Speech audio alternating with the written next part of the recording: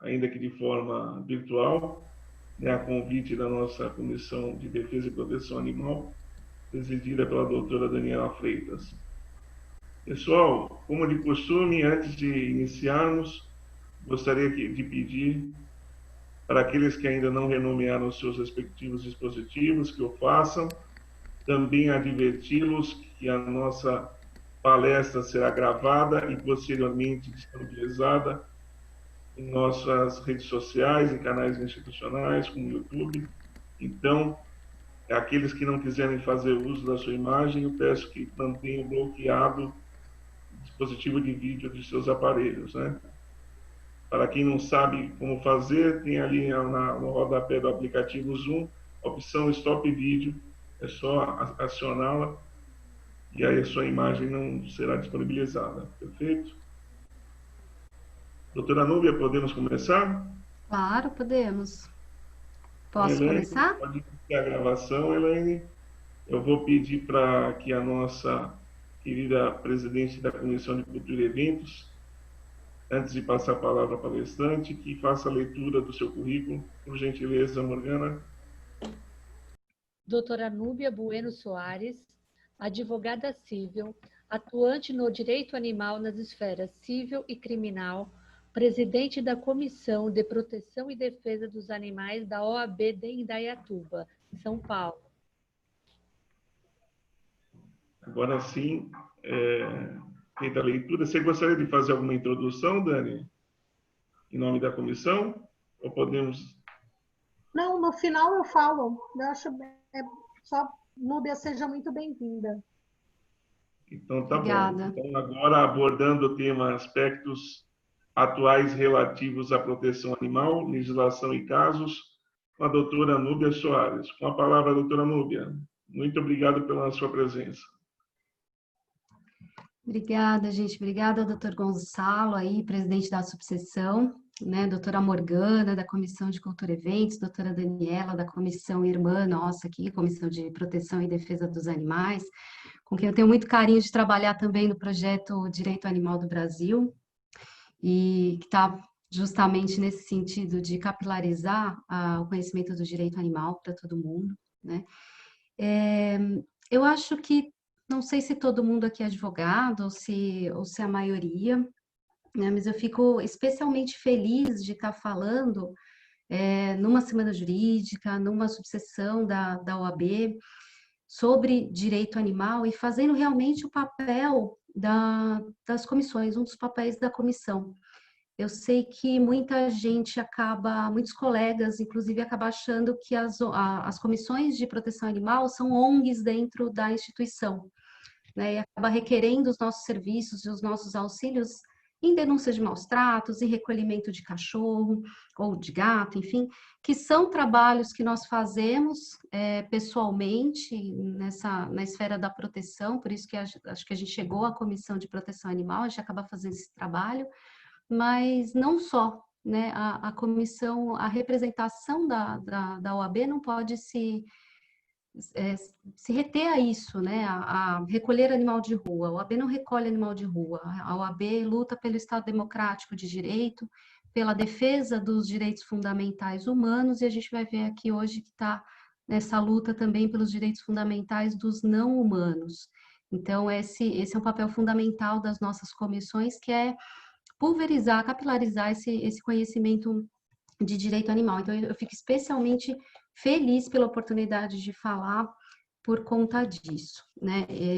Eu tentei trazer aqui uma palestra, uma apresentação técnica, né? Tendo em vista que acho que a maioria é formada de advogados, mas eu acho que quem não for advogado também não vai ter problema em acompanhar. Eu costumo falar fácil, eu não uso juridiquês, mas também se qualquer problema aí de entendimento, a gente vai conversando.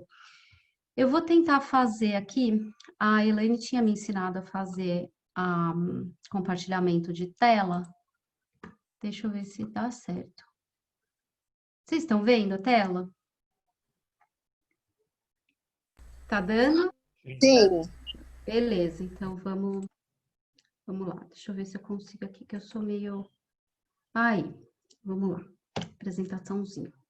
Para a gente começar a falar de direito animal, acho importante a gente saber de que lugar que a gente está falando, né? A gente conhece aí muito bem o direito ambiental, é matéria nossa nas faculdades de direito, já está inserida na nossa grade curricular o direito ambiental, mas o direito animal é extremamente novo, se fala muito pouco, né? Quando a gente fala de direito ambiental, a gente está tratando do animal no coletivo. E aí eu vou falar do animal especificamente, tá? Mas a gente vai falar do direito ambiental na visão de fauna e não como indivíduo. Quando a gente fala do direito animal, que hoje já é considerado por muitos juristas, muitos estudiosos dessa matéria como uma disciplina autônoma, em que pese a gente não ter um código específico para isso, mas nós já temos cursos de pós-graduação, linhas de pesquisas em mestrado, em doutorados, inclusive em universidades federais, para falar sobre o tema. Quando a gente vai falar de direito animal, a gente vai tratar do animal indivíduo, tá? Titulares de dignidade própria, independente de sua função social. Então, claro, eles vão ter sua função ecológica, mas a gente também, dentro do direito animal, a gente vai tratar o animal como indivíduo e não só por essa função. Tem quem chame aí de direito dos animais, tem quem chame de direito animalista, não há ainda um nome específico, está tentando se cunhar o termo direito animal, né, pela matéria, que eu me afinizo ao nome direito animal, assim como a gente tem o direito penal, o direito civil, a gente precisa ter um direito animal, né, precisa ter esse cunho de nome de matéria. E, bom, a necessidade, se eu me perder aqui, gente, é porque eu estou tentando localizar como faz para mudar de página, tá? De tela aqui, mas vocês me desculpem, mas eu vou pegando o jeito. Exceto na lei 30, no artigo 32, né, da 9.605, a gente vai ver sempre o animal tutelado como instrumento de equilíbrio ecológico para a preservação de meio ambiente, que é o direito transgeracional, aí que a gente vai dar uma olhadinha. Eu queria relembrar só com vocês, eu sei que a gente não pensa todo dia nisso, mas na formação dos direitos fundamentais humanos, né? Nós tivemos 3 gerações ou dimensões de direitos, do século XVIII até os anos 60 do presente século, nos valores fundados em liberdade, igualdade e fraternidade. Acho que não sei se todo mundo lembra disso, mas é a teoria geral dos direitos fundamentais. Portanto, o direito animal, ele se encontra hoje numa 4ª geração, ou 4ª dimensão de direito, que é pós-humanista, né? Então, nós já definimos valores individuais, calcados em valores de liberdade, direitos sociais calcados em valores de igualdade, e direitos difusos e coletivos, ou chamados de transindividuais, calcado em valor de fraternidade. Tá? E aí a gente estaria agora numa 4ª geração de direitos, falando de direito dos animais, buscando para o animal também funções, também direitos fundamentais. São esses direitos humanos para animais? Não tem nada a ver. Não é imputar os nossos direitos humanos aos animais, tendo em vista que nós somos espécies diferentes e temos necessidades, inclusive, diferentes, né? Quando a gente fala de direito fundamental para animal, o que a gente tá buscando aqui é superar o especismo, que é eu não gosto de usar analogias, tá, com escravidão, com holocausto, como algumas pessoas fazem.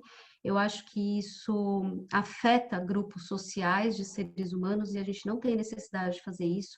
Mas a raiz do especismo é a mesma raiz que vai ter o racismo, que vai ter o machismo, né? Que são raízes de subjugação de outros seres. Enquanto o machismo subjuga as mulheres, enquanto o racismo subjuga outras raças por tê-las como inferior, o especismo vai subjugar os animais por entendê-los como seres inferiores aos seres humanos. Então, o que a gente busca nesses direitos fundamentais é justamente a superação do especismo, para que os animais tenham igual consideração de interesses, que eles têm interesse à vida, eles têm interesses de não sofrer, assim como nós.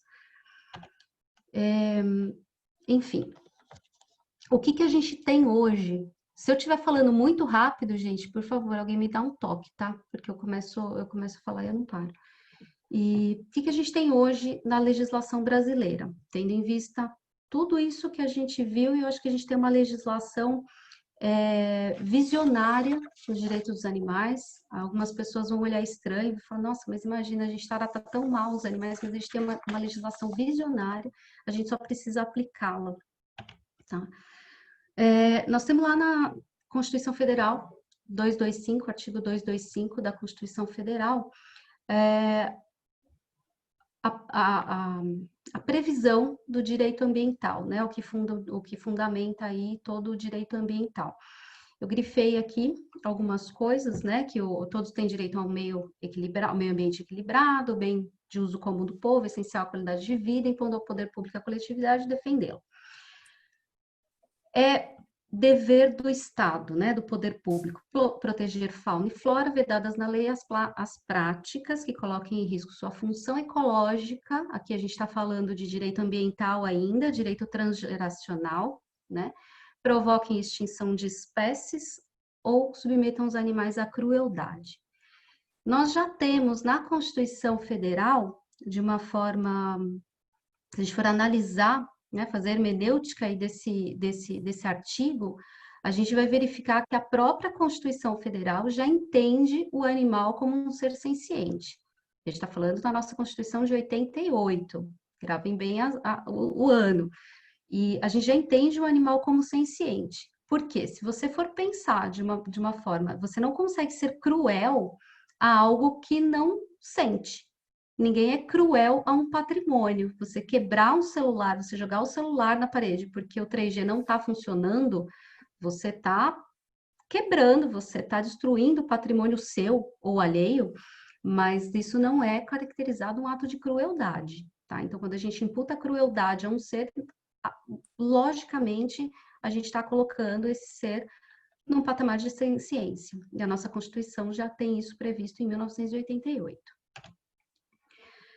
Um tempo depois, aí, 10 anos depois, 98, veio regulamentar a nossa Constituição Federal, a Lei de Crimes Ambientais, a 9.605, que é o que a gente costuma mais verificar quando a gente fala em direito dos animais. E no artigo 32, especificamente, a gente vai tratar de animais domésticos. A maioria do que eu estou falando aqui, gente, vai servir para todas as espécies de animais, tá? Quando eu tentar fazer alguns pontos, eu vou tentar focar mais no animal doméstico para não deixar a discussão muito ampla, porque senão a gente passaria algumas semanas falando sobre o assunto. Então, os animais domésticos são o que a gente vai encontrar aí no Poder Judiciário, essas demandas crescentes do Poder Judiciário são especificamente de animais domésticos. O artigo 32, ele vai dizer, praticar ato de abuso, maus tratos, de novo, ferir e mutilar animais domésticos ou domesticados, tá?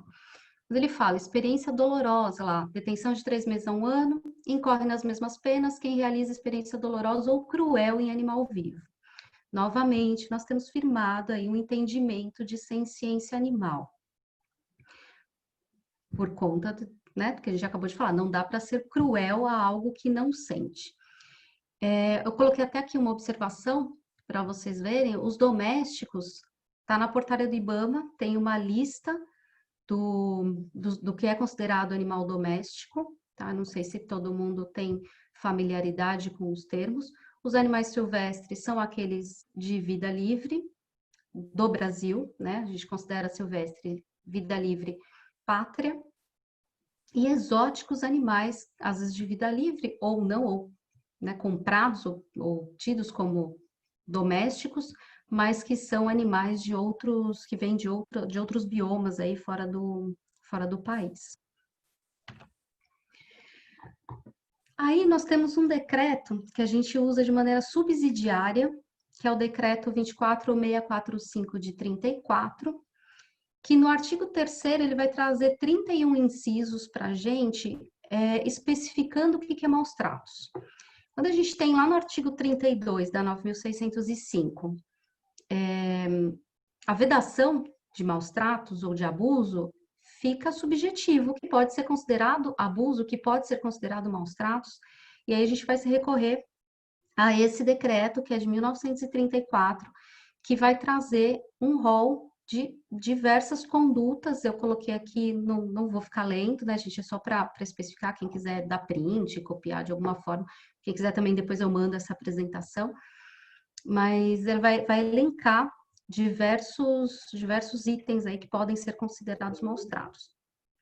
Esse decreto, ele é utilizado, por exemplo, quando vai fazer uma perícia técnica veterinária para definir maus tratos, ainda se usa esse decreto, tá? Ele não tá, algumas pessoas, quando a gente usa isso, é importante a gente falar, é importante quando a gente usa esse decreto como fundamentação, é importante a gente colocar também para o magistrado que esse decreto não está revogado, porque muita gente Morgana, você está com o seu áudio entende... desligado. Oi? Agora está desligado. Desculpa, é que a Morgana estava com o áudio desbloqueado e aí estava dando interferência. Ah, não tem problema. Tá bom? Perdão. Imagina. Vamos lá, a gente vai ter que demonstrar para o magistrado que esse decreto-lei ele ainda está vigente. Por que ele está vigente? Né? Por que ele não foi revogado? Tem uma teoria, tem um decreto de 91 do presidente Fernando Collor de Mello, que ele revogou diversos atos editados pelos governos anteriores, que era um decreto-lei, né, onde se enquadraria, em tese, esse decreto de 34. Só que ele não está revogado por dois motivos. Quando esse decreto foi promulgado, a gente estava numa fase, no momento histórico do Brasil, de governo provisório, que começou em 1930. Todos os decretos, eles tinham força de lei originária. Então, eles só poderiam ser, ele só poderia ser revogado por uma outra lei, né? Mais tarde, vinda do Poder Legislativo. Não poderia ser, não teve como atacar. Esse decreto do Collor não poderia atacar esse decreto de 34 por esse motivo, tá? O presidente da República tinha poderes acumulativos de legislativo e executivo, então o decreto dele tinha força de lei. E também porque a lei de introdução ao direito brasileiro diz que a gente só consegue revogar a lei posterior, ela só vai revogar a anterior quando expressamente o declaro, que não aconteceu, quando for incompatível, né, a matéria for incompatível, que também não aconteceu, ou regular da mesma matéria, o que também não aconteceu. Por quê? Porque muito do que a gente tem em termos tanto o rol que especifica os maus tratos, quanto matérias processuais dentro do Decreto-Lei de 34 não foram contempladas na 9.605. Então, é plenamente possível, temos precedentes nos tribunais, tá? É muito tranquilo isso, mas a gente tem que mencionar a validação desse decreto, porque o que vem primeiro de defesa é, não, o decreto está revogado, não está. E aí, por que eu falei? Esse é o tema, para mim, é o tema de ouro, quando a gente fala em direito do animal, dos animais, o direito animal. Por que eu falo que a gente tem uma legislação visionária? Toda a legislação que a gente viu até agora, Constituição Federal de 88, Lei 9.605 de 98 e o Decreto-Lei de 34. A ciência dos animais, que é isso que a gente estava falando até agora, não sei se todo mundo, acho que todo mundo, né, que se interessa deve conhecer, a ciência é justamente a capacidade que o animal tem de sentir como ser humano, né? Obviamente não racionalizar o sentimento da forma que a gente racionaliza, mas eles sentem dor, eles sentem frio, eles sentem medo, eles sentem angústia, eles sentem saudade. E isso foi firmado na ciência em 2012, a partir da Declaração de Cambridge, que foi uma reunião feita na Universidade de Cambridge com vários neurofarmacologistas, neurocientistas e neuros XYZ, né? Todos os neuros da ciência estavam nessa conferência. Inclusive o famoso aí, o Stephen Hawking estava nessa conferência, o Philip Law, que foi o Philip Law que escreveu a declaração, né? E eles chegaram à conclusão que os animais não humanos são sencientes. Quais animais? Né? E aí ele coloca aqui. A conclusão dela, que eu acho ela muito bonita, eu não sei se eu vou conseguir ler inteira, porque ela tá... Ah, vou. eles concluem o quê? A conclusão da declaração. A ausência de neocórtex não parece excluir um organismo da possibilidade de experienciar estados afetivos. Evidências convergentes indicam que os animais não humanos possuem os substratos neuroanatômicos, neuroquímicos e neurofisiológicos de estados de consciência em linha com a capacidade de exibir comportamentos intencionais. Consequentemente, o peso das evidências indica que os humanos não são os únicos na posse dos substratos neurológicos que geram a consciência. Animais não humanos, abarcando todos os mamíferos, as aves e muitas outras criaturas, incluindo os polvos, também possuem esses substratos neurológicos. E aí, quando veio essa declaração, não era mais uma questão de gostar do animal. Era também, mas o que nós, protetores, sentimos na época, quando veio isso, porque quando a gente falava, e todo mundo aqui que tem cachorro sabe disso, quando a gente fala para uma pessoa que não tem um animal, como ele se comporta, né, as coisas que ele faz, como ele se comporta com a gente, a linguagem, porque o animal tem uma linguagem, e nós que estamos acostumadas, né, com os nossos animais, a gente entende essa linguagem. Quando a gente fala para uma pessoa que não tem muita afinidade com o bicho, fala, essa pessoa tá louca. Antes de 2012, tudo que a gente tinha era uma observação de quem tem animal, de quem gosta de animal e observava essa linguagem. A partir de 2012, a gente tem o respaldo da ciência nisso. Então, isso deu uma força para o movimento de proteção animal mundial que foi, assim, exponencial.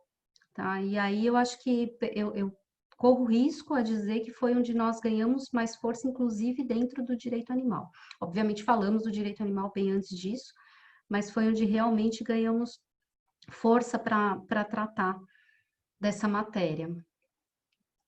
Gente, eu posso seguir aqui? Vocês querem dar uma parada? Querem fazer alguma pergunta? Vai seguindo? Vamos lá. Aí, agora o que a gente tem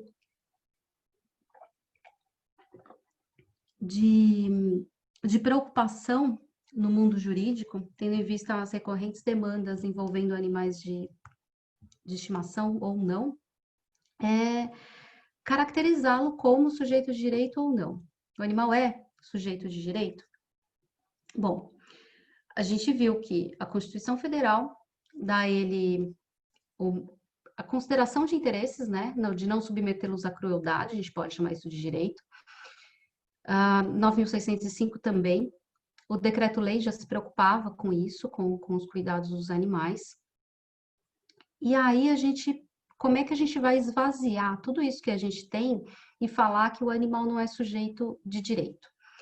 Quem tem direito, automaticamente deveria ser sujeito, né? Porque a quem tem direito pode ingressar no judiciário para pleitear a resguarda desse direito.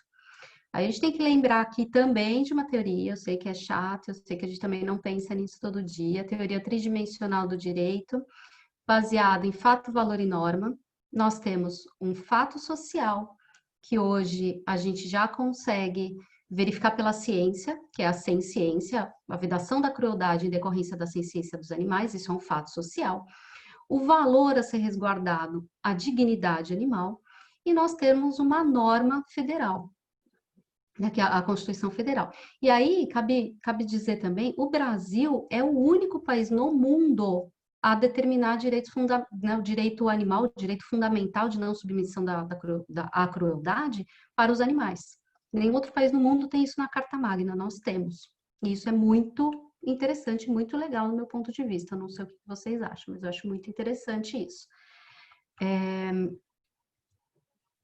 Nós temos a ciência, eu coloquei até aqui um precedente para vocês, a ciência animal, ela foi já entendida, a gente tem um processo aí que ele é paradigma, a DIN da vaquejada, que terminou acho que em 2017, se eu não me engano, mas está aí o número dela, 4983.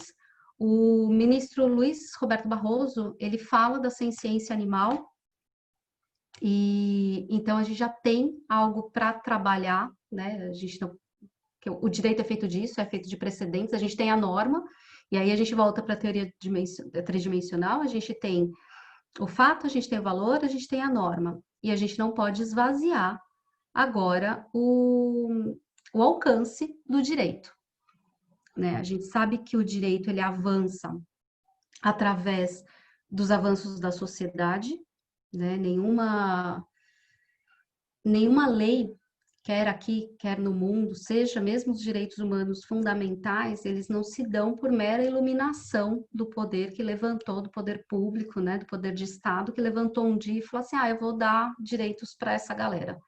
Então, o direito das mulheres foi conquistado com muita custa, a abolição dos escravos foi conquistado com muita custa, os direitos fundamentais dos homens, os primeiros lá, ainda focados no homem branco europeu, foram através de muita luta, né? Então, a gente não pode esquecer que quem faz o direito é a sociedade, não ao contrário. A gente não pode esperar que venha do poder legislativo uma lei a favor dos animais para que a gente comece a aplicá-la. Pelo contrário, a gente tem que buscar através do judiciário e aí, através do judiciário, começar a cutucar o poder legislativo para que se formulem algumas leis. A gente pode até lembrar aqui, a gente sempre, o pessoal que é do direito sempre vai lembrar desse exemplo, que é o crime de adultério.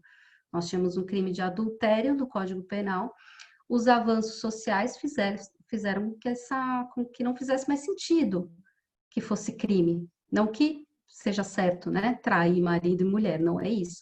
Mas se entende hoje que é uma questão da vida privada, que não é mais uma questão de direito público, de direito criminal. Então, é uma lei que foi revogada por mero desuso.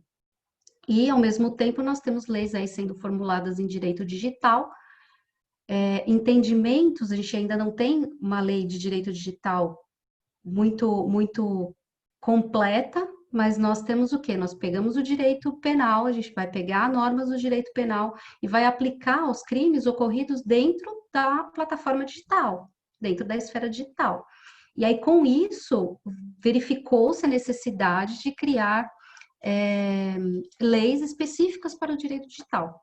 E é isso que a gente está galgando aí no direito animal. Tá? Então, nós temos muito pouca legislação para falar de direito animal, mas o que a gente busca é justamente usar muito bem a legislação que a gente tem e correr atrás de legislações mais específicas. Aí a gente começa com legislações falando do animal como sujeito de direito. Eu não sei vocês, o que vocês estão pensando até agora, mas só o que a gente viu de Constituição Federal 9.605, eu já entendo que os animais são sujeitos de direito, por si. Tá? Não fosse a Constituição, não colocariam a vedação da crueldade, se eles fossem mera coisas. Então, eu já vejo como sujeito de direito em que pese a gente não ter isso positivado. Mas nós temos alguns documentos e legislações que colocam direitos fundamentais já aos animais. A Duda, né, apelidada Duda, a Declaração Universal dos Direitos dos Animais, da Unesco, é um documento lindíssimo de direitos fundamentais, assim como aquela primeira Declaração dos Direitos do Homem, é um documento muito bonito. Eu confesso, eu nunca usei esse documento em fundamentação de processo para animal, porque tem uma controvérsia acerca da validade jurídica dele. Se vocês forem no site da Unesco ou da Organização das Nações Unidas, você não encontra esse material. Então, é um erro dizer que a Declaração Universal de Direitos dos Animais ela foi promulgada pela Unesco. Não, ela foi declarada na Unesco, numa conferência que estava tendo lá, um grupo de ativistas acabou proclamando ali entre eles a Declaração Universal, mas não é um documento oficial da Unesco. E aí, até por honestidade intelectual mesmo, eu nunca usei esse documento como fundamentação em peça jurídica em favor dos animais. No entanto, tem um paradigma, né, que eu trouxe até, se vocês quiserem anotar um processo, que é de 2004, são os embargos infringentes, que fundamenta nos embargos infringentes para a proibição da caça amadora. Na decisão, o relator fundamenta a decisão dele pela proibição da caça na Declaração Universal dos Direitos dos Animais. Tá? Então, assim, em que pese não ser um tema, em que pese não ser um documento oficial, e eu entendo que ele não é um documento oficial, eu tenho certeza que vai ter gente com posições contrárias, mas eu entendo que não é um documento oficial, mas nós temos o precedente para usar. Então, podemos usar. Temos o Código de Bem-Estar Animal, Código de Direito e Bem-Estar Animal da Paraíba, tá? A Lei 11.140 de 2018. Inclusive, tem um livro aqui, eu não sei se vocês estão vendo. Eu comprei, ainda não li, que é comentários, né, a esse código. Ele vai estabelecer também direitos fundamentais para os animais, né, no texto. O artigo 5º dele vai estabelecer esses direitos. Eu não sei se foi proposital ou não estabelecer os direitos fundamentais no artigo 5º dessa lei, me parece que foi.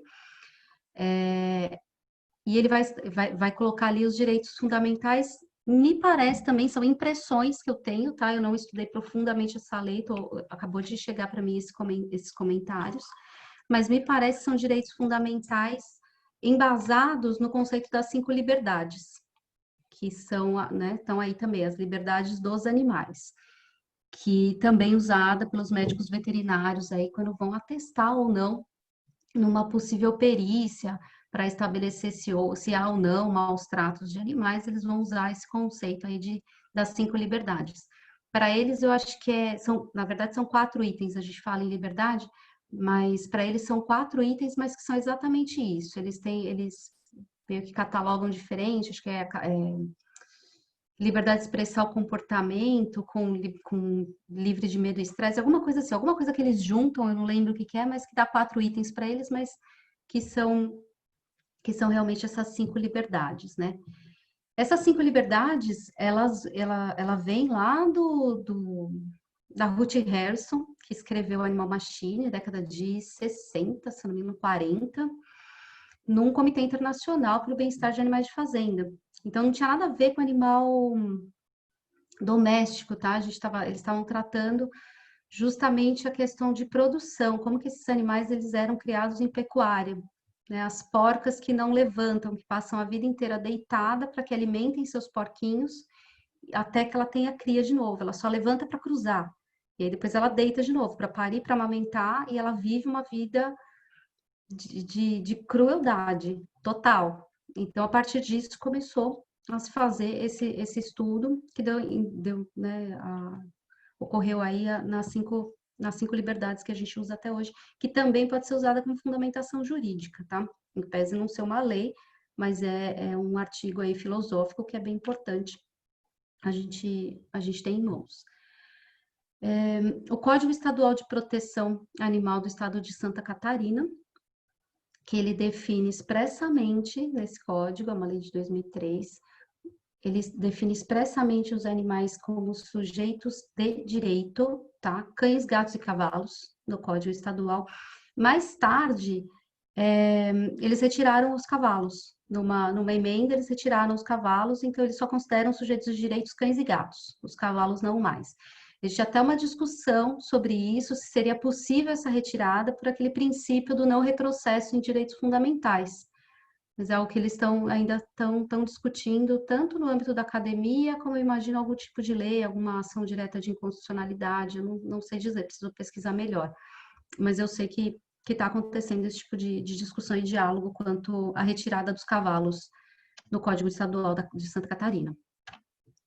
E mais recentemente, o Código Estadual do Meio Ambiente do Estado do Rio Grande do Sul, que também coloca os animais domésticos de estimação como sujeitos de direito, expressamente, tá? Eles possuem natureza jurídica sui generis e são sujeitos de direito despersonificados. Mais uma vez, os animais domésticos, mais uma vez no âmbito estadual. E aí, a gente pode perguntar, mas então só os animais do Rio Grande do Sul, ou de Santa Catarina, ou da Paraíba, são sujeitos de direitos, só esses animais têm um rol de direitos fundamentais? Aí eu trago algumas impressões que aí eu ouvi do Dr. Vicente Ataíde, ele firma muito esse pensamento que não, que nós vivemos numa federação, nós temos uma só Constituição Federal, tendo em vista que A matéria de direito ambiental, ela é de competência concorrente entre federação, estados e municípios. O estado pode promulgar uma lei falando de direitos dos animais, e essa lei ela vai ser válida em todo o território nacional, porque está justamente contemplando a regulamentação do artigo 225 da Constituição Federal. E aí veio o Código Civil, né? Colocar água no nosso chope, dizendo que toda pessoa é capaz de direitos e deveres, e aí, tendo em vista que o animal, lá na Constituição Federal, pode ser entendido como sujeito de direito a partir da vedação da crueldade, seria inconstitucional esse termo? Então, é algo também que muito se discute, ninguém chegou numa conclusão ainda, tendo em vista que a gente está discutindo outras matérias acerca do animal ser sujeito ou não, e também de capacidade processual, que a gente já vai ver daqui a pouco, né? E aí ele estabelece também o código, que são bens móveis, né? São móveis os bens suscetíveis de movimento próprio ou de remoção por força alheia. A gente vai ter aí a figura dos semoventes, né? Que aí veio desde o Código Civil de 16. Não me parece que eles fizeram uma alteração. Não sei, eu não advoguei, eu não advoguei com o Código de 16, eu me formei já no Código de 2002, mas eu ouço muita gente falar que é o código, assim, o Código de 2002, ele só é de 2002, mas ele é basicamente o mesmo código de 2016. Não consigo falar sobre isso, não sou uma profunda conhecedora do Código de 16. E aí, o que tramita no Congresso Nacional hoje, né? Transmitam 2 projetos a fim de considerar os animais sujeitos de direito. Eu vou colocar para vocês aqui a problemática dos 2, e aí eu acho que é muito uma questão pessoal mesmo, né? E vou falar para vocês também a impressão que eu tenho.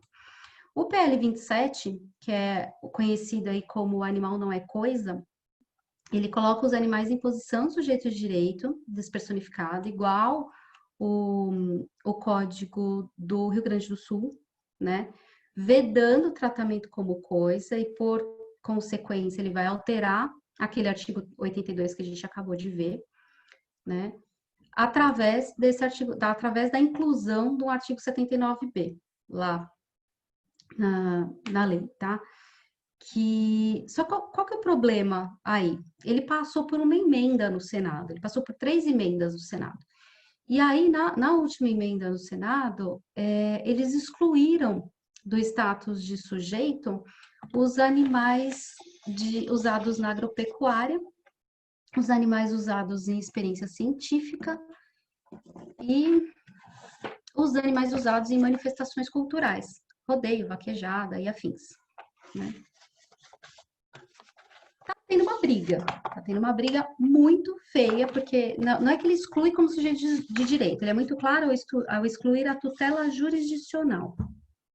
E aí, a gente tem posições de que os animais já são sujeitos de direito, então essa lei seria um avanço para positivar o direito dos animais, o animal como sujeito de direito. Positiva isso, a gente não tem mais essa discussão no judiciário. Não tem mais como o juiz entender que o animal não é sujeito de direito.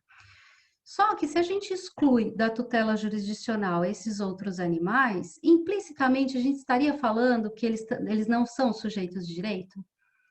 Porque se fossem sujeitos de direito, eles poderiam pleitear direitos na justiça. Como eles não são, excluem a tutela jurisdicional deles, eles deixam de ser sujeitos de direito?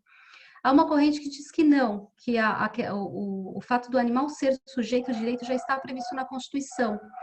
Então, esse artigo ele já seria inconstitucional e seria facilmente debatido dentro do judiciário. E há uma corrente que diz que não dá para passar esse PL sob pena de você colocar, você excluir da tutela esses animais que eu falei, que são os da pecuária, laboratório e manifestação cultural.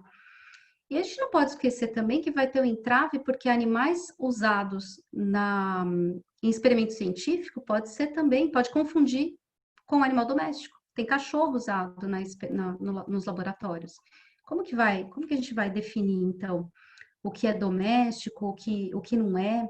Então, esse é um grande entrave, tá? A minha tendência, eu não tenho, eu debrucei algumas horas sobre esses projetos, eu não tenho uma posição firmada ainda, mas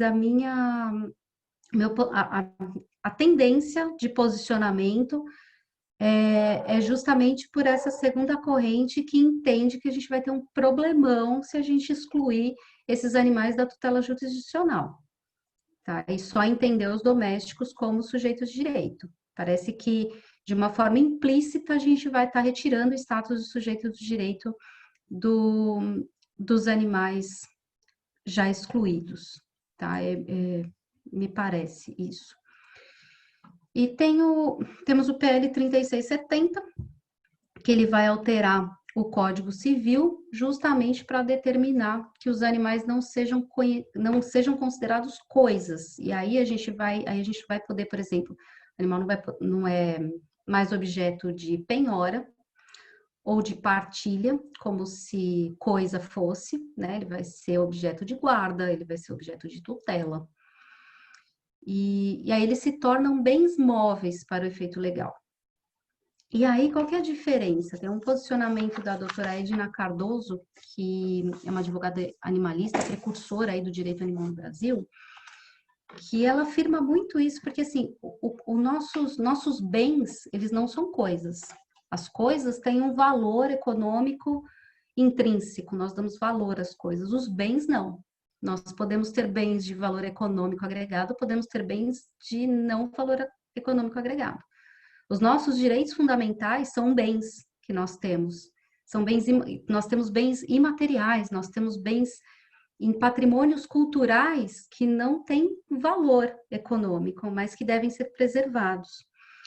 Essa corrente me faz mais sentido porque ela não exclui de ser bem da humanidade todos os animais, independente da espécie, independente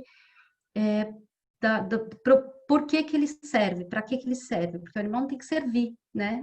Ele simplesmente é. Então, essa é uma corrente que eu estou mais alinhada, eu diria, tá? Não é um alinhamento. Eu nem coloquei aqui o nome dos deputados, justamente para não criar, eu acho que cada um pode pesquisar, mas eu não tenho um alinhamento político e ideológico com nenhum dos deputados que são autores aí desses PLs, mas a minha tendência é realmente se confirmar para não aprovação do PLC 27, tá? Para que não se exclua esses animais, porque a gente pode ter um problema de tutela muito sério, e que eles sejam considerados bens, e não tem problema em ser bens, desde que eles sejam bens imateriais sem valor econômico.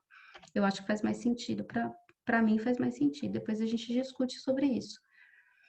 E aí a tutela jurídica, como que se dá a tutela jurídica, né? Que para finalizar, a gente tem o princípio da inafastabilidade do Poder Judiciário, lá no artigo 5º também, que o Judiciário ele não vai poder excluir da apreciação ameaça ou lesão a direito, né? Justamente por isso a gente não pode simplesmente, o juiz não pode deixar de julgar um caso por não ter legislação específica. Isso a gente viu recentemente em casos de guarda compartilhada de animais. Nós não temos isso na esfera civil, nós não temos uma legislação específica para tratar de guarda compartilhada de animais, mas o juiz não podia simplesmente entregar e devolver aquele processo e falar, olha, lavo minhas mãos porque não tem legislação para isso. E aí o que ele fez foi usar de uma forma análoga aí a lei que a gente tem para guarda de menores, né, de crianças. Quando os pais se separam, a gente vai ter que discutir isso na vara de família.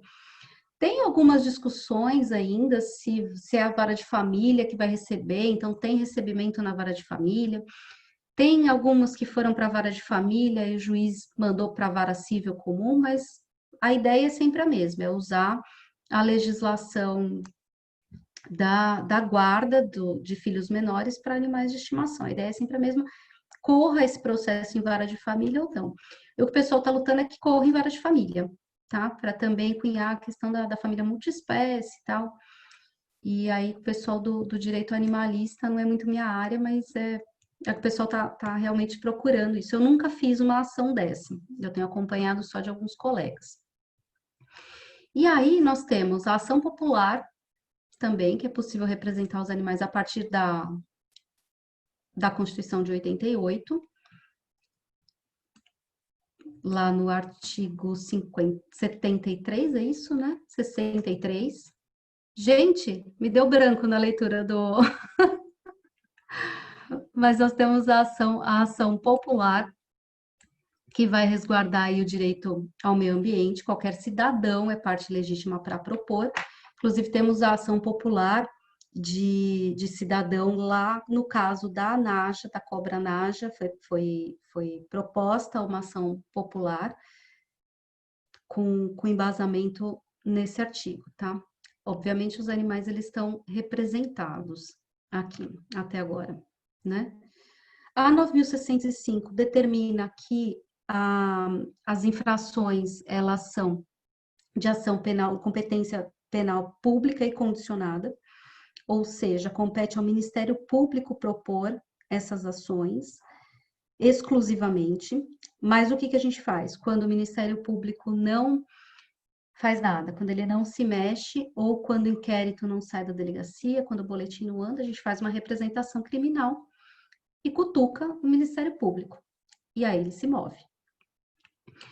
E já o decreto, que também a gente usa também subsidiariamente, o decreto de 34, diz que os animais serão assistidos pelos representantes do MP, seus substitutos legais, no caso de seus tutores, né, quando a ação não for contra eles, obviamente, por membros das sociedades protetoras dos animais, que é o que a gente mais vê, especialmente nas ações criminais contra tutores.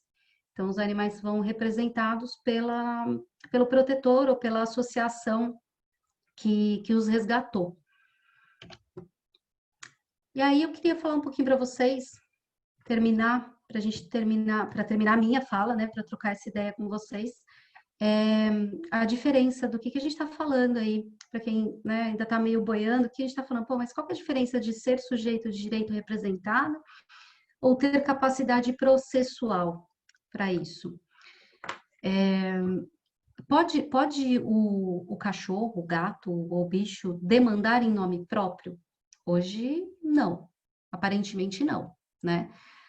Em que a gente já entende que eles são sujeitos de direito, mas as crianças também são sujeitos de direito, os deficientes mentais, plenamente incapazes, enfim, massa falida, enfim, várias coisas que a gente consegue pensar que são sujeitos de direito, condomínio, mas que elas não podem atuar em nome próprio, elas vão atuar representadas. E é hoje que da forma que a gente entende, é que o animal pode pleitear seus direitos em juízo por serem sujeitos, mas não em nome próprio.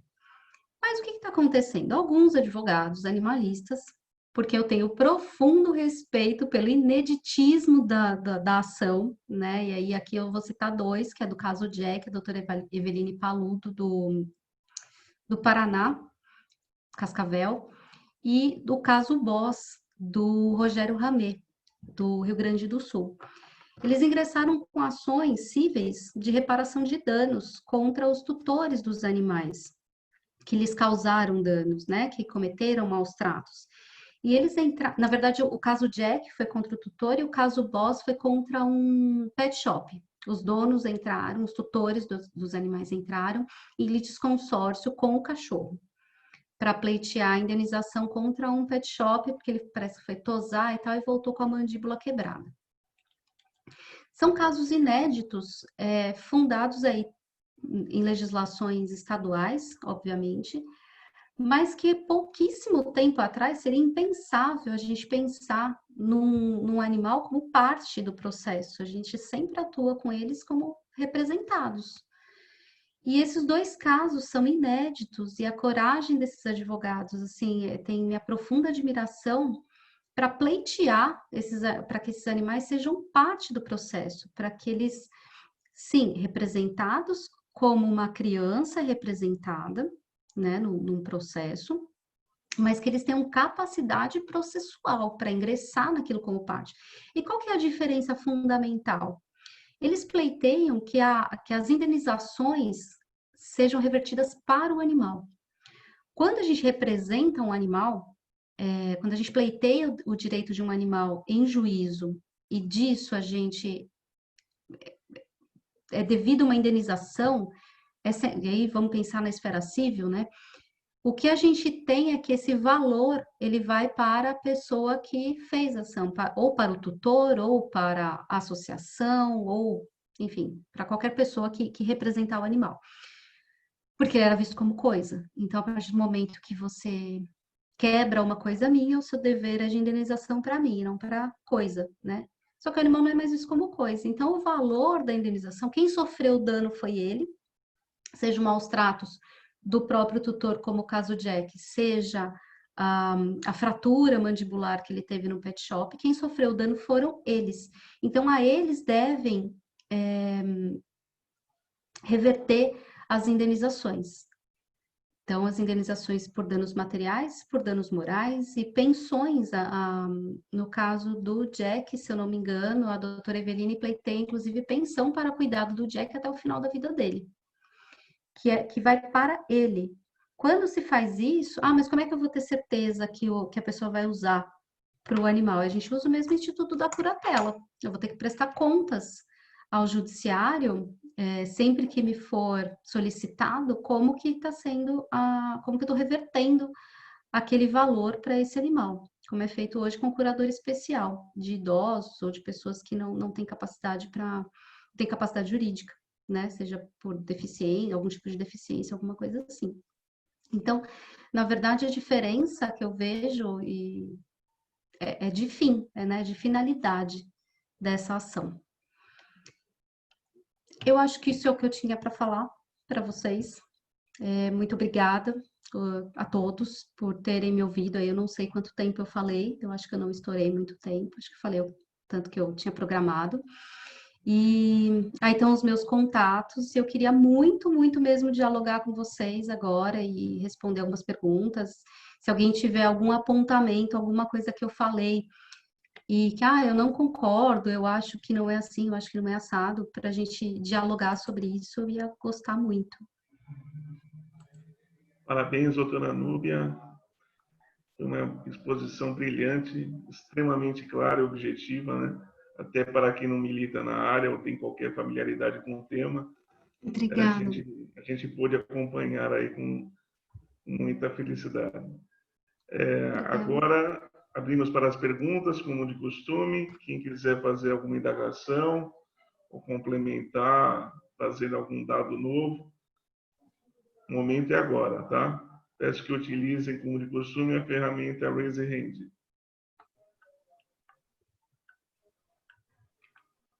Até para discordar, né? Até para discordar, eu acho. Com certeza. É um tema novo, né? A gente não tem como falar desse tema sem, né? Ele não está solidificado para a gente colocar como verdades absolutas, então até as discordâncias são bem-vindas aí para fazer a gente pensar sobre. Para amadurecer, né? Acerca do tema. Sim. Elaine, Adriana, por favor, me auxiliem com relação ao chat, se tiver alguma indagação, questionamento. Tá? Doutora Daniela, que levantou a mão, Gonçalo. Vá. Doutora Daniela.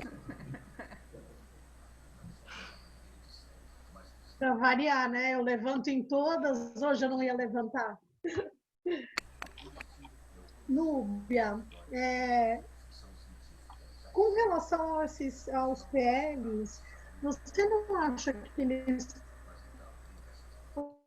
poderiam juntar os dois, para a gente não ficar com essas divisões? Por exemplo, exclui a vaca, exclui o cavalo, exclui o boi. Por que eles não... O que falta para que juntem os dois PLs e para que cheguem num consenso, para a gente conseguir ter uma legislação, uma situação específica, uma determinação específica de que efetivamente o animal não é coisa, né? Que não dá para você fugir do apartamento e abandonar o teu cachorro, não dá para você deixar ele preso com uma corrente, com um cadeado enorme num cantinho, num lugar que não dá para ele sentar, não dá para você negligenciar uma vacina, são muitas situações, né?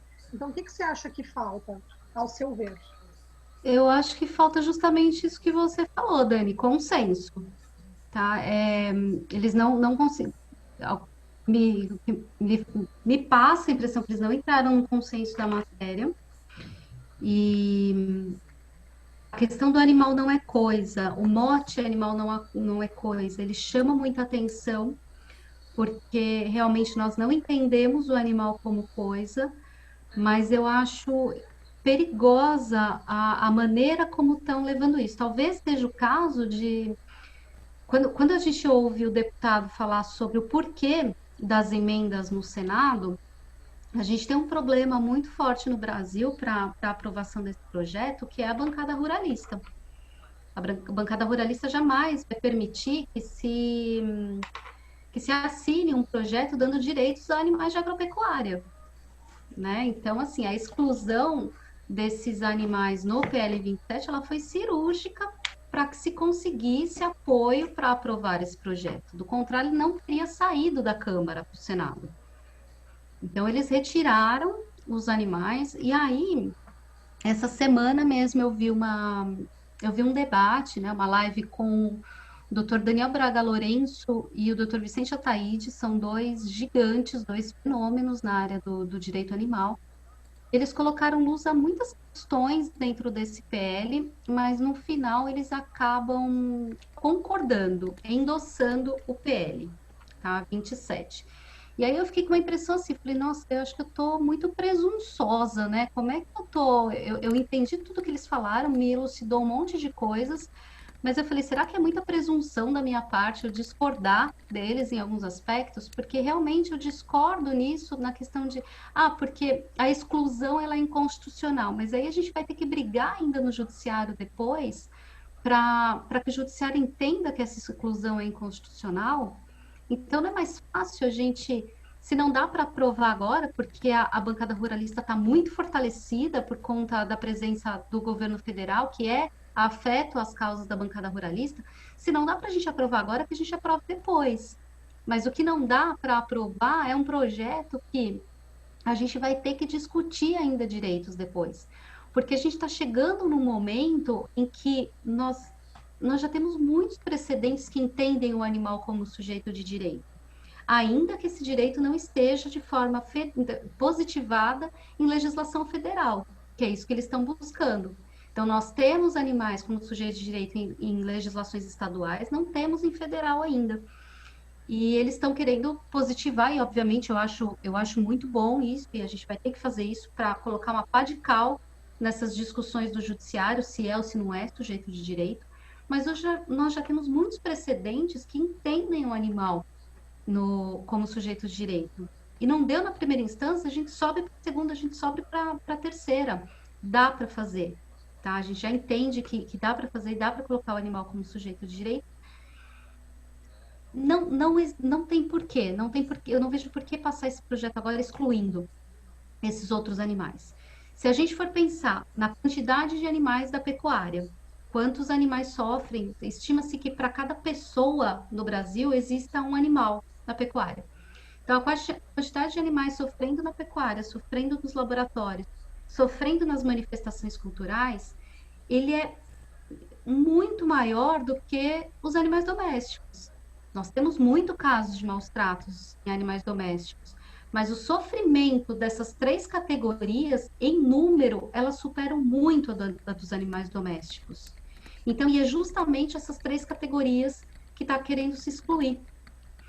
Eu, pessoalmente, não faço campanha, tá? Aprova, não faço campanha política nesse sentido em nenhum aspecto.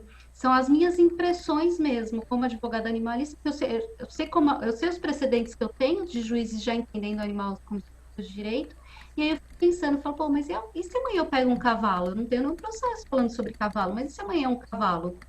Se amanhã é um jumentinho, no Nordeste tem muito jumento, tem muitas coisas para se fazer com os jumentos. a gente vai excluir da tutela esses animais só para passar agora esse projeto do Animal Não É Coisa, cujo mote foi muito forte, ficou ainda mais forte com o caso do Sansão lá, aquele cachorro pitbull que teve as patas amputadas. Não sei se vale a pena. E aí, quando eu ouvi a reflexão da doutora Edna falando sobre o PL 3670, que trata o animal como bem e como patrimônio imaterial, a gente não precisa tratar o animal como se ele... A gente pode tratar o animal como se fosse um bem, ele é um bem da humanidade. Os animais silvestres, por exemplo, os nossos pássaros que trabalham para o equilíbrio ecológico, eles são patrimônios da humanidade. E eles devem ser preservados para que a nossa vida seja preservada. O equilíbrio ecológico, ele tem relação direta à vida humana na Terra. Então, se você acaba com os animais que detêm o poder de fazer esse equilíbrio ecológico, a nossa vida também está com os dias contados. Então, muito tem que se falar, especialmente quando a gente fala de animais silvestres, de tráfico de animais silvestres, a gente tem que falar de direitos humanos fundamentais, que o meio ambiente é um direito humano fundamental, de terceira geração. A gente tem que falar disso. Então, eu acho que é por aí. Eu acho que falta consenso, Dani, resumindo, falta consenso.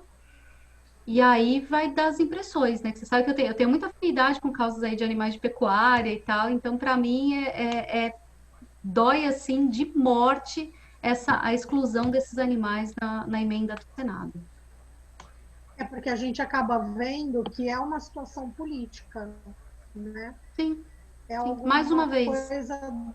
É alguma coisa absolutamente política e que aí você vê, você deu a tua procuração para aquele deputado tá lá falando em teu nome e você vê que ele acaba tendo que negociar por uma condição política. Então você fica assim, passa isso agora do jeito que tá para pelo menos liberar uma parte ou não passa e ou passa todo mundo junto, né?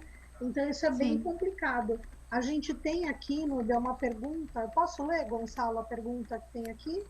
Pode, claro. A Flávia, que é estudante, ela colocou assim: boa tarde. Sou estudante e há algum tempo vi sobre o STF liberar o sacrifício animal para ritual religioso. Você poderia falar um pouco sobre? Ótima palestra, doutora. Obrigada, Flávia. Eu acho que a Flávia fez a pergunta mais difícil que alguém poderia fazer. E eu vou, assim, eu conheço o tema de uma maneira superficial, tá? Eu dei uma olhada quando aconteceu e tal, a emenda, né, para entender os animais para rituais religiosos. Bom, ele entendeu que existe uma discussão que a gente coloca, e aí a gente não tem como falar disso sem falar em questões profundas sociais, como racismo estrutural. Quando se pede a vedação do sacrifício dos animais, está se falando especificamente em religiões de matriz africana. E isso que foi que gerou muita discussão. Dentro das religiões, o pouco que eu sei dessas religiões, tá, gente? Eu não faço parte de nenhuma, nem de, enfim, de nenhuma religião existente no planeta. Mas, assim, o pouco que eu sei dessas religiões não são religiões, pelo menos a Umbanda, o Candomblé, você vai ter gente aí maltratando, fazendo sacrifício com animais, submetendo à crueldade, falando que aquilo é religião? Vai ter. Assim como você vai ter gente fazendo degola de animal e chamando isso de abate humanitário em pecuária. Então, vamos tratar do que é sério, tá? Do que é oficial. Essas religiões, oficialmente, elas também vedam a crueldade aos animais. Não é feito o sacrifício de animais da forma, não, a gente vai ficar aqui, ó, puxando perninha por perninha para ele ficar sofrendo. Mais uma vez, tem gente que faz isso? Vai ter gente que faça isso. Mas as religiões, oficialmente, as religiões de matriz africana, elas não praticam sacrifício cruel ou perverso com esses animais. Então, essa foi a grande discussão no STF. E aí, por que eu falo que a gente tem que falar de racismo estrutural? Porque a gente está falando de religiões do povo preto. Quando a gente fala de sacrifício para rituais religiosos, por que a gente não fala do sacrifício dos animais que a gente coloca na nossa mesa de Natal? São animais que estão na nossa mesa no Natal, do Ano Novo, né? Parece que no Natal a gente pode comer tal XY, eu não sei quais animais exatamente, e no Réveillon a gente não pode comer bicho que cisca para trás, tem que comer quem cisca para frente, aí você come porco no Réveillon. Então, e aí o aumento de procura de carne, ele é tão maior e é um ritual. O Natal, ele é um ritual religioso, cristão, judaico-cristão, ele é um ritual religioso. Então, por que a gente não vai tratar de sacrifício de animais? Ah, porque ele está sendo feito lá, porque a gente compra no mercado o nosso sacrifício. A diferença é essa. A diferença é que a gente compra o sacrifício no mercado e ele vem embalado. E a gente despersonaliza o animal. Que é aquilo que até eu conversei com a Dani uma vez numa reunião. Como é que a gente despersonaliza? A gente não chama de bicho morto, a gente chama de bife. A gente chama de frango a passarinho. A gente despersonaliza aquilo. Tem um texto muito bom da Carol Adams, que é a teoria, o conceito do referente ausente, que ela vai fazer uma análise do especismo com o machismo, que é sensacional e dá para a gente entender tudo dessa matéria, inclusive alguns textos, né, de analogias aí, ou desanalogias entre especismo e racismo.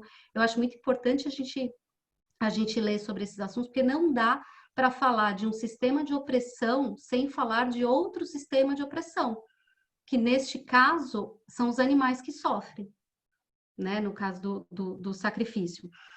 Só para completar, aí rapidinho, eu juro, quando a gente despersonaliza, a gente fala, mas o que eu compro no mercado, na bandejinha, que para mim não é não é um bicho aquilo, é uma bandeja de carne, é um bife, não é um bicho morto. Quando a gente despersonaliza isso, a gente tem a ideia de que, não, mas ele é feito um abate humanitário, ele é feito uma dessensibilização do animal, então ele não sofre para morrer. Então a gente precisa pensar em tudo que ele vai passar. Ao sair do lugar onde ele está, quando a gente fala de bovinos, a gente não vai falar de confinamento, tá? Mas quando a gente fala de aves e suínos, a gente fala em confinamento. Mas ele vai sair do local onde eles estão, eles vão passar por um processo de transporte que não é nada fácil, inclusive para outros países, exportações para outros países vivos. Então, é estresse, é angústia, é tristeza naquilo, intrínseca, né? E aí, mesmo os abatidos aqui, estima-se, tem um relatório do Conselho Federal de Medicina Veterinária, que no Mato Grosso, em 2000, acho que foi, eu vi de 2010 esse relatório, mas não deve ter mudado muito essa situação. 70% da carne consumida no Mato Grosso vinha de abate clandestino. Então, ainda que você tenha uma fiscalização do Ministério da Agricultura e Pecuária muito intenso em cima dos grandes abatedouros, né, pela dessensibilização desses animais, vamos considerar que isso ocorre. Mas por que a gente tem um consumo num estado tão grande, em 70% do seu consumo, que não vem desses abatedouros oficiais, que vem de abatedouros clandestinos? Que se sabe aí que praticam degola de cachorro, de bois, de vacas, com sangramento, né? O animal morre por sangramento, ele não morre dessensibilizado. Não dá para falar de uma coisa sem a outra, gente. Não dá para falar de especismo sem tratar dessas questões e não dá para falar de sacrifício de animais. Então, assim, óbvio que eu não sou a favor do sacrifício de nenhum animal, seja de que espécie for, tá? Eu não sou favorável ao sacrifício de animais por nenhuma religião, seja de matriz africana, seja pelas religiões judaico-cristãs, mas não dá para a gente levantar uma bandeira contra o sacrifício de animais nas religiões africanas e ser conivente com o sacrifício dos animais no dia a dia das outras religiões ou para a nossa alimentação. Eu acho que não dá para ser... A gente tem que ter coerência, né, quando a gente trata dessas questões. Então, não levanto bandeira nenhuma, não, com relação a esse tipo de liberação. Eu acho que, eu não sei se eu consegui responder. Núbia, a Nicleide, que é nossa colega também, eu acho que ela queria fazer uma pergunta, mas ela não tinha achado o Raise Hand. Não, eu acho que ela já habilitou, Dani. Já habilitou. Uma palavra. Boa tarde, Nicleide. Excelente palestra. Obrigada. A Aqui na Praia Grande, tanto a Daniela, eu e mais um monte de gente, né? Somos os loucos que salvam os bichos na rua. E, assim, o que eu queria, na verdade, pedir para você, de repente, fazer algumas ponderações. Eu sou de um lugar, eu sou de Pernambuco, do interior de Pernambuco, e assim, dentre os últimos animais que eu recolhi, eu peguei 3 gatinhos, e a fala da minha mãe foi assim, ela adora gatos, mas ela fez assim, ai filha, se estiver fazendo sujeira, você joga fora. O gato. Aí fui eu conversar com ela, explicar para ela que é um ser, que tem sentimento, que não pode jogar fora, mas ela não entende assim. Eu vejo que é muito cultural, é muito educacional, né? As pessoas, elas entenderam que os animais são coisas, né? E há muito pouco tempo tem se colocado algumas características, como por exemplo, eu fiz um acordo de divórcio semana passada em que a gente regulamentou a visita dos gatos, né? E outros exemplos. Colocou a coleirinha no filho para ir para o shopping. Colocou o cachorro, em compensação, no carrinho para andar no shopping. E as pessoas se escandalizam, né? Eu vejo que é muito cultural e muito educacional. Eu queria que você fizesse, por favor, uma ponderação com relação a essa cultura ainda tão antiga e tão intrínseca que a gente tem de entender os animais como coisas, né?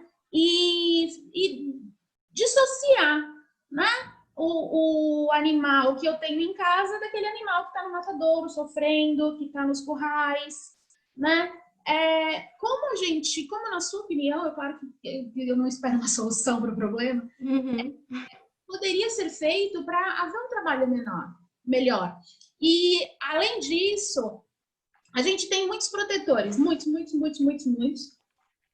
Só que esses protetores também não têm orientação. Muitas vezes se tornam acumuladores, muitas vezes tratam os animais da maneira como podem, porque não têm condições de cuidar daqueles animais que recolheram, né? Qual a sua posição em relação a esses protetores e como ajudá-los? Obrigada. Vamos lá, imagina, complexo. Eu fui anotando aqui para não ir esquecendo os pontos que você estava falando, e vou tentar falar de uma maneira bem rápida, porque daria uma outra palestra só essa sua questão, Nicleide. Eu acreditava para a gente ficar mais 1 hora aqui falando sobre ela. O primeiro ponto que você colocou é a questão educacional, como é que a gente reverte isso, né? Eu acho que a gente já vem revertendo isso há alguns anos, né? Se a gente for remontar a história do pensamento humano, a gente chegar lá na Grécia Antiga, Aristóteles, ele vai falar que os animais não têm alma e que, portanto, eles não são passíveis de sentir dor, né? Nós tivemos, no decorrer da história, o tema dos animais como seres que devem ter iguais considerações de direitos, ele é novo? Não, ele não é novo. Daqui a pouco eu lembro o nome, mas o Jean-Jacques Rousseau, ele tem uma publicação falando sobre animais. Obviamente, ele não vai tratar de ciência da maneira como nós entendemos ciência hoje, mas ele vai falar de animais como seres que merecem também respeito, pelo que eles são, não pelo que ele nos dá, tá? Depois na hora eu lembro o nome desse livro, eu falo. Nós vamos ter estudos filosóficos aí de diversas vertentes, tanto falando que o animal é uma coisa fundada lá na teoria do Aristóteles e pessoas tentando mudar esse tipo de pensamento ao longo da história. Tem um livro aqui, que está aqui do meu lado, ele não sai do meu lado, Peter Singer, não sei se vocês conseguem ver, Libertação Animal. Ele faz um encadeamento da filosofia sobre o movimento animalista. um encadeamento filosófico muito profundo e muito importante para tratar por que que a gente vê o animal, por que que a gente não consegue ter essa empatia com o animal não humano, quando a gente deveria ter essa empatia até para realizar essas trocas. Ele coloca um exemplo no livro, por exemplo, se eu tenho... Por que que a gente escolhe entre... Eu não vou nem falar tirar a vida, tá, gente? Eu vou falar amenizar a dor. Porque entre amenizar a dor de um ser humano e de um animal, a gente vai escolher necessariamente amenizar a dor do ser humano. Se é justamente o ser humano que tem um poder de racionalidade, muitas vezes para saber que aquela dor não vai matá-lo, que ele pode esperar. Ele dá um exemplo até de uma situação de necessidade mesmo, sabe? Você tem uma ampola de analgésico e você tem um animal e um ser humano, qual que você escolheria para amenizar essa dor? Então, por que que a gente não fala para esse ser humano que tem a consciência que essa dor não vai matá-lo, de que ele pode esperar, e dá o analgésico para o animal, que aquela dor para o animal, ele não sabe o que é, ele não tem a consciência do que é, e ele está vivendo uma angústia, um estresse com aquela dor, que nós não vivemos, nós sentimos a dor, o animal sente a dor e uma experiência de quase morte, porque ele não sabe o que está acontecendo. Então, essas questões de pensamento, eu acho que elas são bem profundas para serem refletidas, tá? E eu acho que é uma questão histórica nossa, é o que a gente aprende na escola e é o que a gente aprende em casa.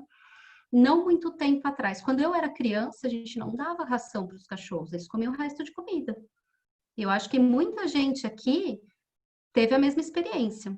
Começou-se a falar em alimentação adequada de uma forma, né, bem recente, não é muito antiga a possibilidade de comprar ração. Ração era muito cara, então a gente dava resto de comida. Então é uma questão cultural.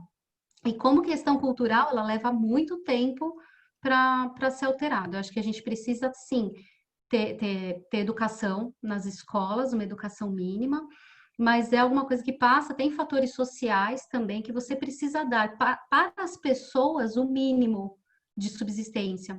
Todo mundo acho que lembra da piramidezinha do Kelsen, né? Que a gente estuda das necessidades humanas.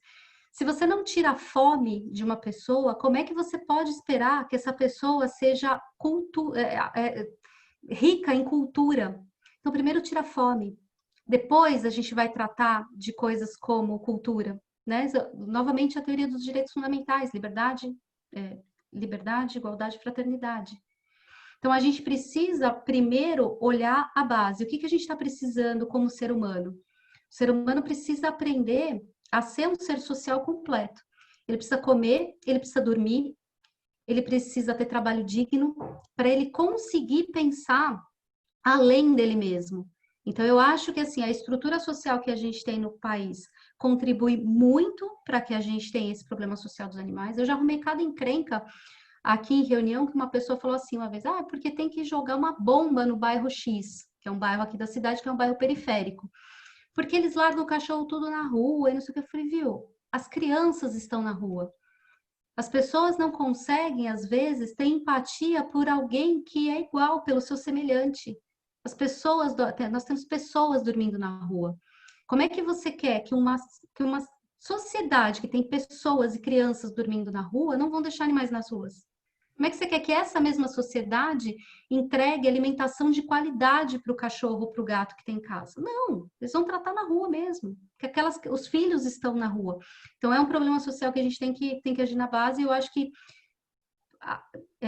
enfrentando de verdade o valor de igualdade social. Eu acho que a gente já começa a mudar, tá? E aí, com igualdade social, a gente tem promoção de educação de qualidade para todo mundo e a gente consegue mudar essa questão dos animais também.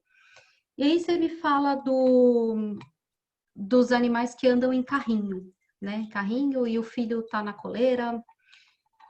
Primeiro que eu acho que tem criança que tem que ficar na coleira mesmo, né? Porque senão você perde a criança. Tem que ficar, gente. Eu não tenho filhos, mas eu sou uma pessoa neurótica com os meus cachorros. Eu imagino que se eu tivesse filhos, eu ia colocá-los na coleira, porque eu tenho pavor de perder. Não deve ser surreal a sensação de você perder uma criança. Eu imagino, porque eu sei a sensação de perder um cachorro, né? Eu imagino, Meu nunca filho perdi. é hiperativo, eu andava com ele numa algema, era algemado no meu braço. O que a gente tem que tomar cuidado é para não antropomorfizar os animais. E aí o que que é isso? É dar aos animais, tratá-los como os nossos semelhantes humanos. Eles não são. Eles não são e nós não devemos tratá-los como seres humanos. Nós devemos tratá-los como animais que eles são, dando a dignidade que eles merecem e a liberdade. Estava lá no conceito das 5 liberdades. Liberdade para expressar o comportamento próprio. Então, eu não posso tratar um cachorro ou um gato como se ele fosse um bebê humano e colocar roupinha e colocar ele dentro de um carrinho para passear, porque ele não é. Porque o cachorro e o gato, eles expressam diferentes formas da liberdade deles, e a gente precisa deixar que eles expressem. Então, isso é algo que a gente precisa refletir também, porque é 8 ou 80. Ou a gente trata o animal como coisa, como lixo, ou a gente trata como um bebê humano. Não dá, gente. A gente tem que tratar como bicho. E é uma coisa que eu faço, tá? Meus cachorros estão tudo de roupa, tá tudo lá no sofá, deitado com a minha mãe assistindo televisão agora, aproveitando a tarde de chuva. É correto fazer isso? Não é, eu sei que não é. Eles deviam estar soltos em terreno, não na rua, obviamente, mas no espaço aberto, correndo, eles deviam estar fazendo isso, não estão. E a gente peca muito, então a gente precisa encontrar esse equilíbrio. Quando a gente conseguir emancipar a condição dos animais, finalmente para sujeitos de direito, conseguir ter isso na sociedade como uma verdade irrefutável, a gente também precisa tratar de nós, que amamos tanto os animais, para que não coloquem eles numa situação que eles não é. Eles não são seres humanos, eles não merecem ser tratados como seres humanos. E aí eu termino para falar da teoria, um pouquinho da teoria do link, né? Que a gente já tem estabelecido também, firmado em ciência psicossocial, psicológica, que as pessoas que agridem os animais de uma forma reiterada, principalmente na infância, isso é uma bandeira vermelha em psicologia, que aquela pessoa pode ser um psicopata, pode se tornar um psicopata. Ou uma pessoa aí com transtornos sociais graves, capazes de atingir ou até de matar pessoas, tá? Começa na infância fazendo isso, e a gente vai tem um livro só sobre o assunto no Brasil, do Marcelo qualquer coisa, não vou lembrar o nome dele agora, mas é o único livro que tem no Brasil. Ele era um capitão da Polícia Militar, ele escreveu um livro sobre teoria do link. Mas se vocês pegarem obras de Ana Beatriz Barbosa e Silva, pegarem o Guido Palomba, Ilana Casoy, que faz estudo aprofundado de psicopatas e de crimes violentos, vocês vão verificar, eles podem até não usar o termo teoria do link ou teoria do elo, mas a maioria, muitos psicopatas estudados por eles têm um histórico de infância que é de maltratar animais. Quanto mais violenta a criança, especialmente aí quando vai chegando, uma coisa é ser violenta com um sapo na rua, mas quando ela é violenta, por exemplo, com um gatinho doméstico, com um cachorrinho da família, esse grau de agressividade, de maldade, ele se eleva também. Então é algo que a gente também tem que começar a estudar e a gente tem que começar a verificar isso nas escolas, né? As pessoas têm que começar a verificar, os pais têm que verificar com atenção isso, e aí a gente vai cair de novo no problema social. Os pais estão muitas vezes trabalhando 24/12, né, para levar o que comer para a família, e imagina, só matou um gato, isso aí vai passar. E não tem essa atenção psicológica necessária para as crianças. Então, eu acho que, resumindo tudo, a gente precisa dar um jeito na nossa sociedade, como promoção da igualdade mesmo, de acesso à cultura e estudos para as pessoas. Respondi, eu acho? Perfeito. Doutora Perfeito, muito obrigada. Satisfeita, Tem mais uma doutora? pergunta, né? Sim, O doutora. Valfran fez uma. O tem no Valfran chat? fez uma. Ele está no chat. Ele colocou: boa tarde, sou estudante. Gostaria que a doutora falasse um pouco sobre a proibição dos animais em espaço público, dando como exemplo a praia.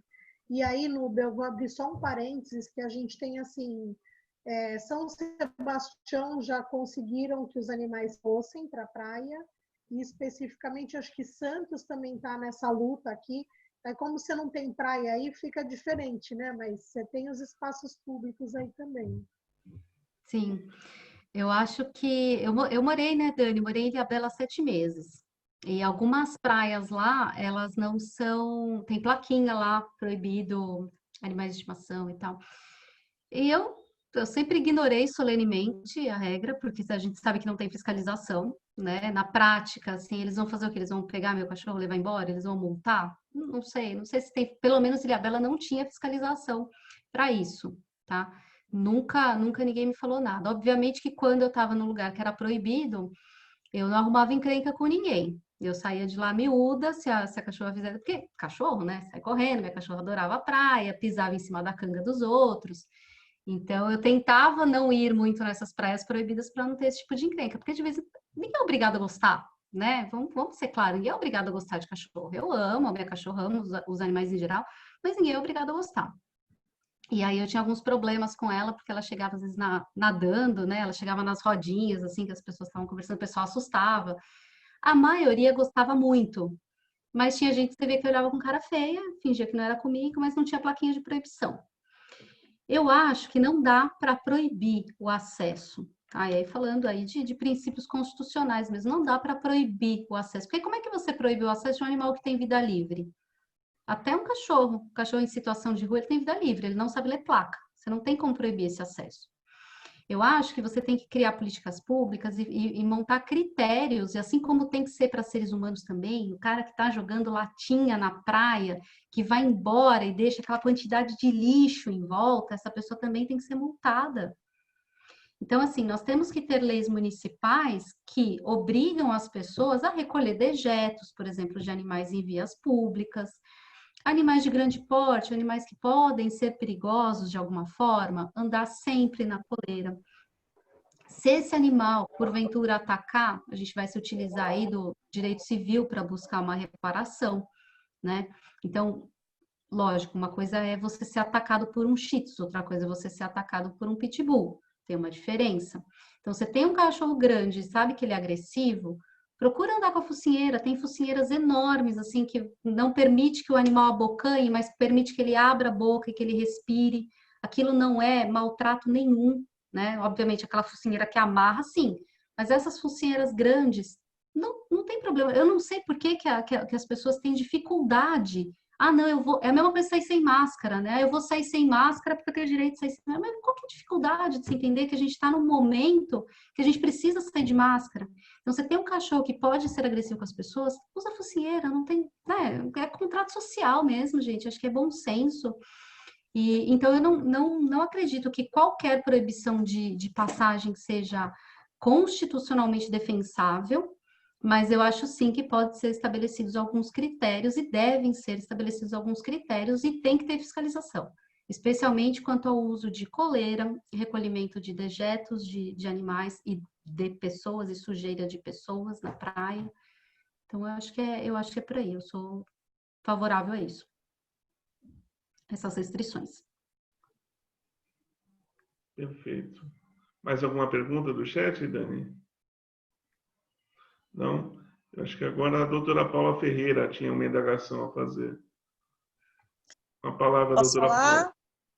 Sim. Oi, Paula. Boa tarde, doutora Núbia. Parabéns pela palestra. Obrigada. Pode me chamar só de Núbia, Na verdade, viu, eu não doutora? queria nem falar pergunta, eu queria fazer desabafo.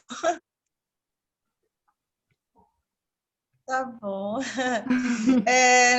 Quando você falou de um decreto, de uma legislação que tinha colocado 13 gatos, depois tinha colocado cavalos, depois tirou os cavalos, isso me lembrou muito, me permita, me desculpe se eu estiver falando de grande bobagem, porque eu não atuo na área.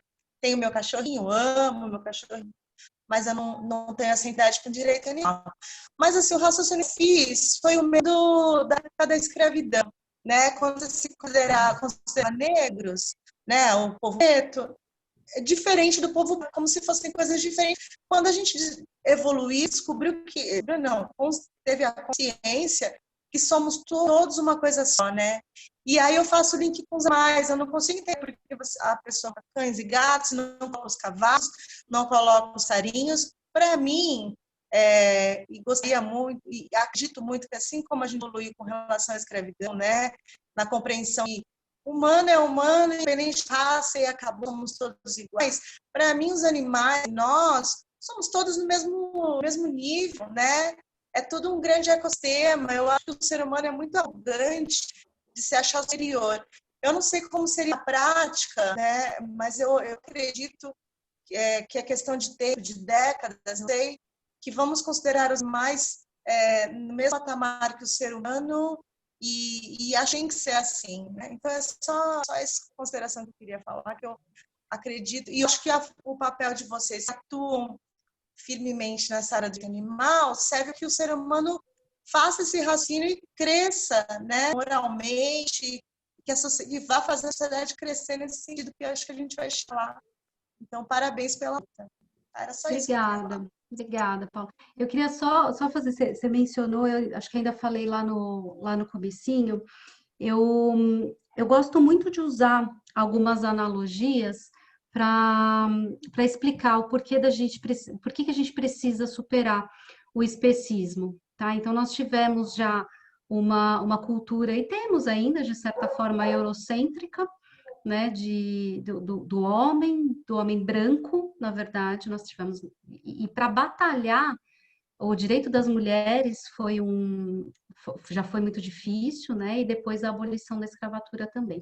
Inclusive, quando a gente fala de direito das mulheres, tem como é que é o nome dela? Bom, teve o Thomas Taylor, quando foi divulgado a reivindicação dos direitos das mulheres, eu tinha anotado aqui, da Mary Wollstonecraft, que é o pessoal aí, as feministas devem já ter ouvido falar dela. Ela publicou lá em 1700 e pouco a reivindicação pelos direitos das mulheres. O Thomas Taylor, publicou em seguida uma reivindicação pelos direitos das bestas. Porque, segundo ele, assim, se podia dar direito para as mulheres, por que não aos animais? Mas ele fez disso de uma forma a atacar as mulheres e colocando as mulheres numa condição de igualdade com os animais não humanos, tá? Pela falta de racionalidade, instinto, bababá. Eu acho que a gente, como eu falei lá no começo, eu acho que a gente pode usar figuras, estruturas de racismo e de machismo como analogias ao especismo, tá? Porque a gente tem que colocar os animais numa igual consideração de interesse dos seres humanos. Totalmente. E aí seres humanos todos, tá? Pretos, brancos, homens e mulheres. O que eu não faço, o que eu acho que não é possível fazer, é a gente fazer essa analogia da situação dos animais às situações vividas por seres humanos. Então, quando a gente fala de abolição dos animais, a gente coloca os animais fazendo uma identificação do sofrimento animal com o sofrimento dos escravos, a gente tem que fazer um recorte um recorte histórico de raça e de classe. E aí isso é muito complicado, porque você vai ter o povo preto que vai se sentir diminuído. É óbvio que a gente não busca em nenhuma analogia diminuir qualquer ser humano, a gente quer emancipar a condição dos animais. Mas as condições como escravidão, como holocausto, que algumas pessoas empregam para falar da causa animal, eu acho muito perigoso, sob pena da gente atacar de uma forma desleal e sem nenhum propósito pessoas que na verdade, é só sofrem você dentro dessas compreender. causas. Eu só fiz uma analogia óbvia. Não estou comparando, né, animal com o povo com o povo escravizado, sim, mas é só comprovar que era uma coisa para mim é tão absurda a escravidão, eu só não consigo entender como é que o ser humano se acha no direito de ter propriedade sobre o outro ser humano. É nesse sentido que fiz a comparação, eu faço a comparação. Assim como era tão absurdo essa associação preto com branco, para mim também é muito absurdo, guardada todas as proporções, o ser humano se considerar melhor do que um animal, sendo que somos todos animais dentro de um ecossistema só. Eu só quis fazer... Você falou de equilíbrio. Sim, né? Veja só, Paula, eu só quis fazer essa observação, que é algo que, assim, que nos afasta. E eu demorei para entender, eu estou falando aqui, parece que eu estou cheia de propriedade falando, mas é algo que era uma analogia que eu costumava usar muito, e eu realmente não via nenhum problema. E aí eu vi uma live eu achei que ele foi até muito duro, mas eu entendo porque ele foi duro, era um debate entre um vegano e um cara que ele é ativista da periferia, do povo negro. Então, assim, eu acho que a gente é respeito à causa, entendeu? Eu estou colocando, porque como eu sei que isso aqui vai ficar gravado, e eu quero que a gente tenha essa abertura para dialogar com todo mundo. Eu não quero que pessoas negras ou pretas, né, olhem para o que a gente está falando e vão falar assim, nossa, eles estão me comparando a animais. Não, de forma nenhuma. Não, Então, de por forma isso que, assim, alguma. estou abolindo, eu estou abolindo do meu repertório qualquer tipo de analogia, qualquer tipo de artifício retórico que possa comparar escravidão ou holocausto com a situação dos animais. Os animais estão sim em sofrimento, e eu acho que a gente ainda pode fazer analogias na causa raiz dele, que são os ismos, né? Que é o especismo, que é a subjugação realmente dessas espécies. Mas é só isso, é só para ficar gravado, porque vai que alguém ouve isso e fala assim, ah lá, ela está falando que escravidão do povo preto é igual ao animal. Não, não é. Não é. Não, eu agradeço as discussões. Né? Perfeito, Paula. Obrigada. Era só um desabafo que eu queria fazer. Imagina, O ser obrigada, humano, às Paula. vezes, é muito arrogante, né? Tem que compreender. Somos todos. A gente está aprendendo, né? Obrigada. Imagina, eu que agradeço. Doutora Núbia, não temos mais perguntas. Não tem? Não. Então, vamos caminhar para o encerramento. Antes de eu tecer as minhas considerações finais, eu vou pedir para a doutora Daniela, presidente da comissão anfitriã, que teça suas considerações acerca da palestra ministrada nesta tarde. Núbia, muito obrigada. Tinha certeza que você ia dar um show. Foi ótimo, a palestra foi incrível. Recebi vários elogios aqui do pessoal, mandando pelo WhatsApp. Agradeço a oportunidade, agradeço ao Gonçalo, agradeço a Morgana, agradeço ao Franco, a toda a diretoria, as meninas da UAB que estão sempre junto com a gente. Obrigada a todos que estiveram aqui conosco, porque é importante a gente ter um retorno dos colegas. Eu sei que muitos acabam não conseguindo ficar o tempo inteiro nas palestras, porque a gente agora, nesse momento de pandemia, faz 368 mil coisas, além do que a gente já fazia antes, né? Mas muito obrigada mesmo. E aí, depois, se você puder, Núbia, manda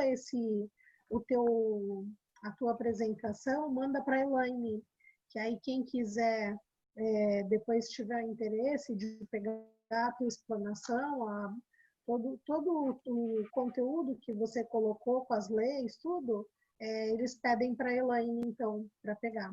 E eu só tenho a agradecer. Me passa o e-mail dela. Me passa o e-mail dela. Ela entrará em contato, doutora Núbia, e aí solicitará então. dela, tá bom? Tá bom. Obrigado, Tá viu? ótimo. Gente, eu que falo agora para finalizar? Não, vou passar agora para outra comissão responsável, tá bom.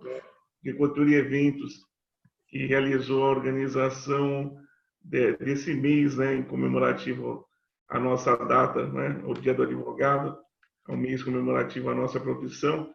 Então, concedo a palavra à Comissão de Cultura e Eventos, hoje representada pela doutora Paula Ferreira. Obrigada, presidente, pela palavra. Eu queria agradecer mais uma vez a doutora Núbia, adorei a palestra, agradeço em nome da Comissão de Cultura e Eventos, agradeço a doutora Daniela pelo tema e agradeço aos demais presentes. E eu vou passar as palestras próximas que terão. A gente vai ter. Amanhã tem uma palestra às 6 horas sobre os desafios dos 14 anos da Lei Maria da Penha. Serão vários expositores, acho que vai ser interessante. Amanhã.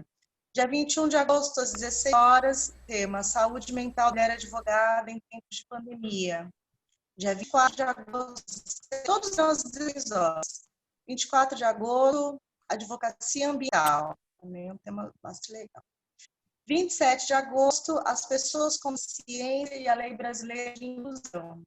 Dia 28 de agosto, novas tecnologias de inteligência espiritual. E dia 31 de agosto, o tema vai ser Síndrome Gabriela. Todas às 16 horas e todos convidados. E, por fim, tem a campanha Quarentena Solidária, arrecadam alimentos não perecíveis, fraldas descartáveis de qualquer tamanho, leite em pó, produtos de higiene pessoal, e podem ser deixados na padaria Dois Corações, Mirim, Avenida José João André Quintana, e na Forte Material e Construções, na Marechal Malé, no Canto do Forte, número 370.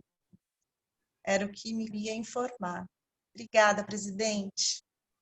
Nós que agradecemos, viu, Paulinha? E obrigado por sempre salientar esse trabalho da Comissão de Ação Social nossa, né, de arrecadação de alimentos e materiais para exatamente as pessoas que estão necessitando, especialmente nesse momento de dificuldade decorrente do isolamento social. Então, aqui fica sempre de bom tom registrar o belo trabalho desenvolvido pela comissão da presidente Cristiane Bonfim. Agora sim, acho que o doutor Franco retornou agora, não escutou o aviso final. Vamos ceder a palavra agora ao doutor Franco. Boa tarde a todos, a todas. Não vou nominar ninguém para não me adiantar muito. Não, presidente, eu estava acompanhando aqui, na verdade. Vou até fazer uma justificativa aqui. Eu fechei o vídeo, que hoje eu estou com a minha pequenininha aqui no escritório. Tive que ficar tomando conta dela no período da tarde. E sabe como é que é? Pandemia, né? Tem que revezar em casa, atribuições domésticas aí. Procuro ser um marido bastante colaborativo. E hoje ela está aqui comigo, então, por vez ou outra aí, para não ficar atrapalhando o vídeo, para não desvirtuar aqui, eu acabei fechando o vídeo em determinado momento. É que, na verdade, não é nenhum questionamento, né? Eu pedi a palavra mais para parabenizar a doutora Núbia. Eu acho que porque eu pude ouvir a palestra inteira e achei realmente, assim, muito esclarecedora. Achei que a doutora Núbia conversou com a gente de uma forma muito tranquila. Realmente foi mais que uma palestra, foi um bate-papo mesmo e bem enriquecedor. Então, na verdade, o pedido da palavra é só para agradecer mesmo pelo fato da doutora ter disponibilizado esse tempo para a gente, para conversar conosco sobre esse tema tão importante, né? A cada dia que passa, a discussão sobre a temática vem aumentando e a tendência realmente é tomar cada vez mais o espaço, porque é uma causa muito importante, né? E nós não temos, creio que a grande maioria dos advogados da advocacia não tem esse conhecimento todo, então é muito importante mesmo. A Daniela está de parabéns, é a nossa referência aqui sobre o tema, né? Agora tem a Nicleide também, que está com a gente aqui já há um tempo também, que atua na causa, mas a Dani realmente para nós é um expoente. E ela falou para mim, ela falou, olha, Franco, não perca essa palestra porque você vai assistir realmente uma aula, e foi muito legal. Então era só para dar os parabéns mesmo, viu, Núbia? Muito legal a vinda. A nossa subseção ela é muito interessada, né? A gente aqui é muito preocupado em ir muito mais além, né, da questão de ser simplesmente uma entidade de classe aqui na cidade, de fazer aquela função de regulamentadora da profissão, né? A OAB Praia Grande é muito afeta a essas questões, as questões das minorias, né? As questões da mulher e a questão animal também. E mandar um abraço aí para os demais, os presidentes de comissão, os colegas advogados, as colegas advogadas, sempre bom ver vocês, os estudantes de direito. E é isso aí. Espero que futuramente a colega venha aqui na nossa subseção de forma presencial e a gente tenha oportunidade aí de estar junto novamente, tá bom, Núbia? Parabéns, viu? Foi muito legal mesmo. Um forte abraço, Dani, parabéns. Morgana, legal, show de bola, muito bacana, e é isso aí. Um abraço a todos. Obrigada, um abraço. Bom, doutora Núbia, ratifico aí todas as palavras carinhosas que me antecederam, né? Foi um prazer recebê-la em nossa subseção, ainda que de forma virtual. Espero que retorne em breve, assim que as nossas autoridades liberarem, para ampliarmos o bate-papo aí, o amadurecimento acerca da temática, de forma presencial, né? Que é sempre mais interessante, se Deus quiser. Parabenizar nessa seara a Comissão de Defesa e Proteção Animal da nossa subseção muito bem conduzida pela Daniela Freitas. Também pude observar pela sua fala, doutora Núbia, que desenvolve um belíssimo trabalho aí à frente da comissão da vossa subseção. E é muito bom a gente ouvir sempre aqueles profissionais que, além de ter o domínio acerca da matéria, amam realmente aquilo que estão abordando, né? E durante a vossa fala, não raras vezes, deixou bem claro a sua paixão pelos seus cachorros, enfim. Não é aquela defesa ali sem conhecimento de causa própria, né? Que acaba sendo meio que impessoal, né? É uma defesa de alguém que realmente fala aquilo que sente acerca do que está debatendo, né? Todo o amor e carinho que tem pelos animais, assim como sua testemunha do carinho que a Dani tem pelos cachorros dela, pelo Euclides, que ela sempre deixa claro, né, Dani? E também pelo trabalho social que ela desenvolve em nossa cidade, né, auxiliando outras associações de proteção animal, ou até mesmo agindo por conta própria, como bem salientou, acho que a Nicleide, quando há algum animal abandonado, até me permitiu agora relembrar, Dani, daquela cachorrinha, lembra que você levou para a subseção e que nós mantivemos ela na nossa casa por um tempo, ali prestando o auxílio necessário? Então, quando o discurso ultrapassa o limite da teoria, né, e ele acaba encampando aí o sentimento do agente que acaba transmitindo a ideia, fica mais fácil a percepção de todos, né, e chega a nos comover. Então, fica aqui registrado os nossos parabéns pelo trabalho de vocês, doutora Núbia, doutora Daniela. Doutora Núbia foi muito feliz durante a fala, acho que foi muito objetiva, clara, precisa, e é uma grande expositora, viu? Digna aí Obrigada. dos nossos aplausos. E agora sim, se quiser complementar algo, doutora Núbia, pode tecer as suas considerações finais. Não, eu só quero agradecer demais o carinho, né? A gente não espera uma quantidade de pessoas como nós tivemos aqui hoje, ainda que virtualmente, né? Acho que não sei se passam aí pelo mesmo problema que passa a nossa subseção, as reuniões são sempre com poucas pessoas, né? Poucas pessoas e pessoas interessadas. E eu acho até estava conversando com, acho que a Elaine, né? Que estava conversando antes de todo mundo entrar. Se tem alguma coisa boa que a pandemia nos trouxe, é essa possibilidade de fazer tanta coisa ao mesmo tempo, né? Eu consigo fazer, tá aqui trocando essa ideia com vocês, daqui a pouco eu estou numa outra reunião. Obviamente, eu queria ter feito essa palestra ao vivo, porque ainda falei para a Dani, falei, pô, já teria ido para tua casa na sexta-feira, né? Eu estaria na casa da Dani desde a sexta-feira, pegando uma praia. Então, é óbvio que o contato humano é muito bom, mas a possibilidade de conversar com tanta gente e expor o nosso trabalho, ainda que de forma virtual, e ter tanta gente interessada, assim, realmente me surpreendeu. Então, agradeço demais. Doutor Franco, suas palavras também, muito obrigada, doutor Gonçalo. A Morgana também, presidente da Comissão de Cultura e Eventos.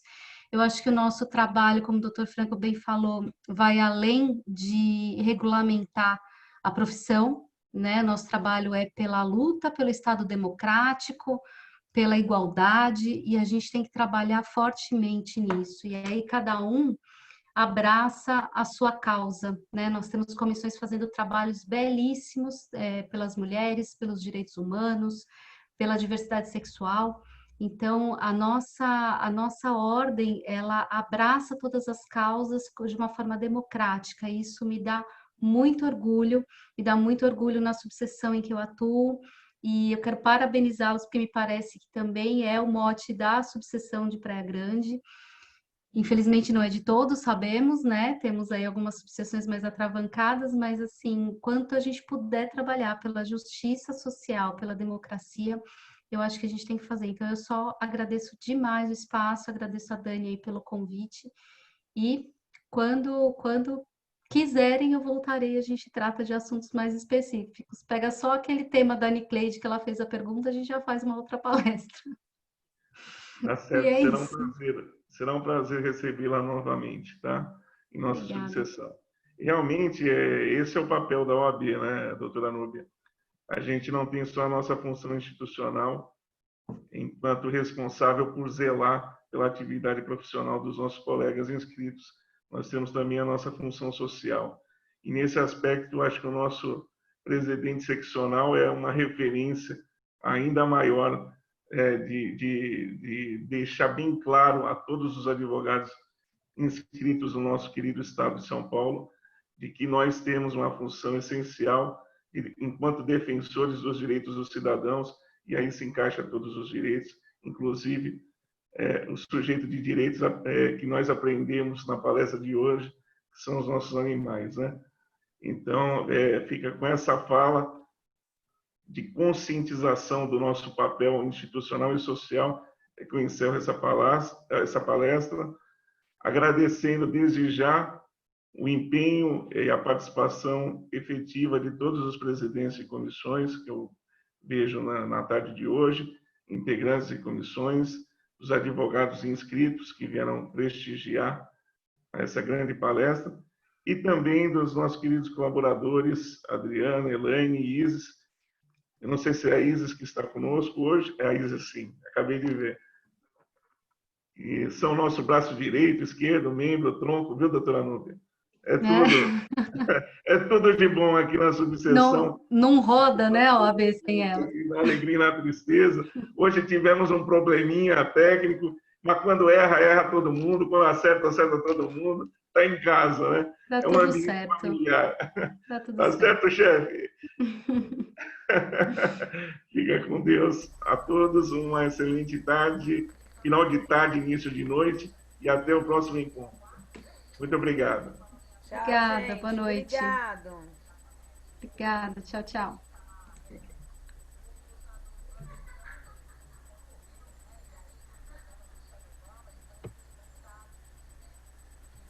Vou encerrar.